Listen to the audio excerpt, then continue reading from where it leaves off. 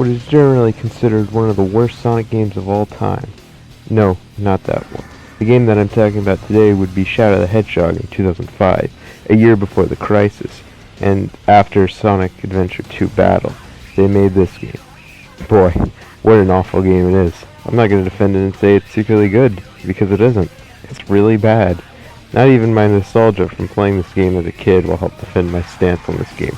But I do want to try and explain why this game is my favorite bad game, because it's both one of the worst and funniest games I've ever played. But before we start, let me introduce you back. So welcome.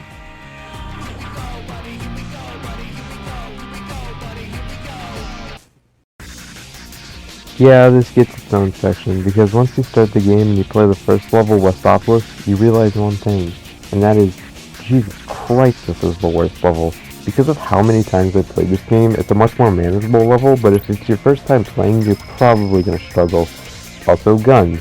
Yeah, this level introduces the best thing to be added to Sonic, the gun. There's a few interesting guns, but they're usually in 3 different kinds of categories.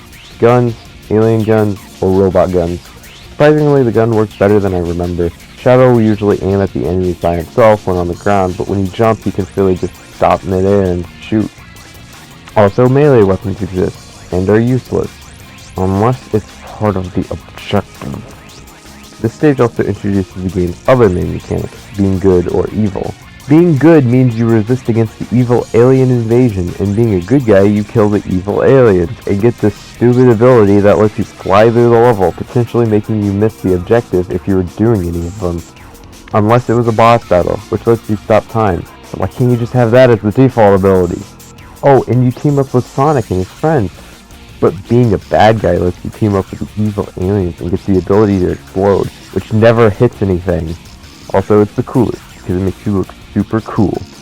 However, going back to Westopolis, it has the worst objectives for being good and evil at the very beginning, because you're supposed to kill 40 aliens to be good and 35 soldiers to be bad. Basically, no one wants to do that, because it takes 10 minutes to do either of these things. So it's the worst level in the entire game because of how fucking long it takes to do any of the side objectives. Most people are probably just going to get to the end of the level and get the Chaos Emerald to beat the level, and not waste their time killing people. Most people who've beaten this game probably had a route like this.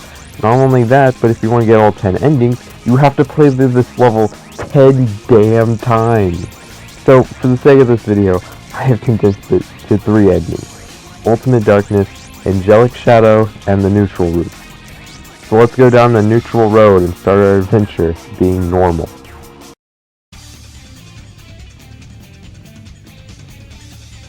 The neutral route in Shadow the Hedgehog is the easiest route because all you have to do is get to the end of the level for 6 levels straight, and half the levels are really fun or just a little frustrating. The plot though is probably the funniest out of all the routes, because at the end, Shadow is convinced he's actually a robot and you have to play through the worst fucking boss. Then Shadow kills Eggman. Alright, let's back up a second. This route has my 2 favorite levels, and my least favorite level, Prison Island Can Go to Hell. But I do like Glyphic Canyon and Sky Troops. Those are probably my favorite levels. The story is what makes this route so awesome, because it's so stupid. After Hell on Earth, you get teleported to the next level, like, I'm not joking. He just gets teleported. And then Shadow finds a bunch of robot clones and is convinced he himself is a robot? Like, what? Could he not find his true history of the Chaos Emeralds now at the end? And why didn't he kill Eggman? Why did Omega have to kill Eggman? Like, I'm ready to this, and I'm still confused about what I just played. And it ends when it just got good. So let's see. What else is on the chopping block? Oh, great.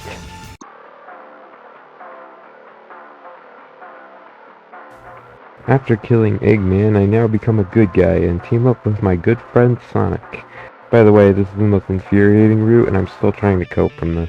The second level is fun because all you have to do is shoot this thing, but after that it gets worse and worse, like having to collect 400 rings without dying once. If you die, you lose all your rings, and it saves more time just to restart before you die, because it's more difficult to go back to the previous checkpoint to get the rings you already picked up.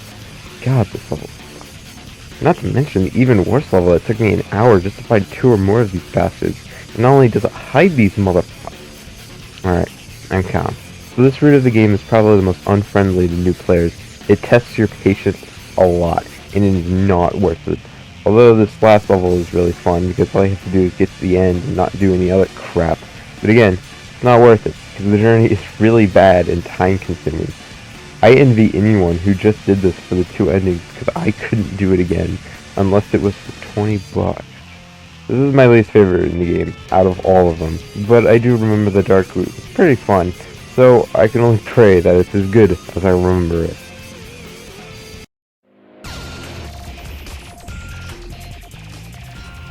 Before we do Ultimate Darkness, after recording the script initially, I replayed the game again and decided to play the Chaotix route. I have no idea if this is called the Chaotix route, but they only show up here and I can't be bothered to play the other routes to check if they show up there. So I'll call this the Chaotix route. Also, the video wasn't very long and wanted to add this to pad the video out a bit more. I did 2 extra levels, but accidentally did the hero objective on the 2nd level and can't play the last level, which is super cool. I like the Chaotix still had a role to play in the game's story, even if it was very minimal, and the 2 extra levels I played were okay, but the fact that I accidentally did a good thing pissed me off because I just wanted to be neutral heroic. The ending has Shadow kill himself or something. Moving on, it was an alright thing to get sidetracked on. Now I'll move on to what I promised you, the Ultimate Darkness route.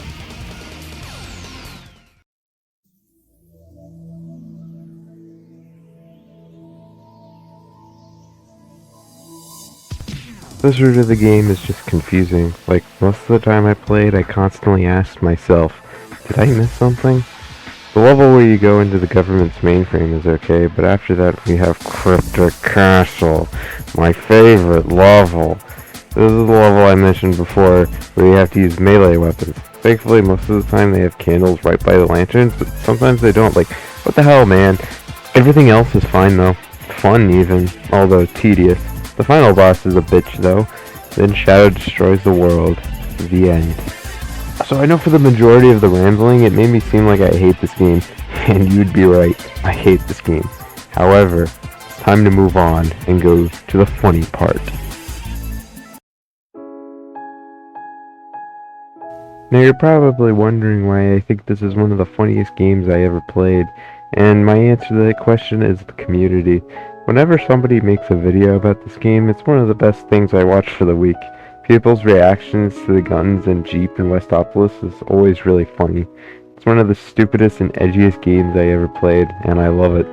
The game takes forever, and it's probably one of the worst Sonic games that I've ever played, but that'll never take away how much I love this stupid little game. It's been in the back of my mind for a while, and I think that this video concludes everything I thought of. And after watching videos of Shadow the Hedgehog, I can conclude that this game sucks. But it's also one of my favorite games. Not because of the game, but how stupid it is. Now it's time to get serious and wrap up this mess of a video. So here's my final message to you, the viewer.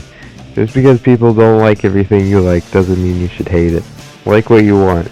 Maybe a shitty 2005 game featuring a black hedgehog, or a 2006 game that has a white, a blue, and a black hedgehog. People will judge you, but that's a part of life, and you'll get hate for anything. I never thought I'd get this serious about a game that nobody likes. Anyways, bye. I'll see you again in the future.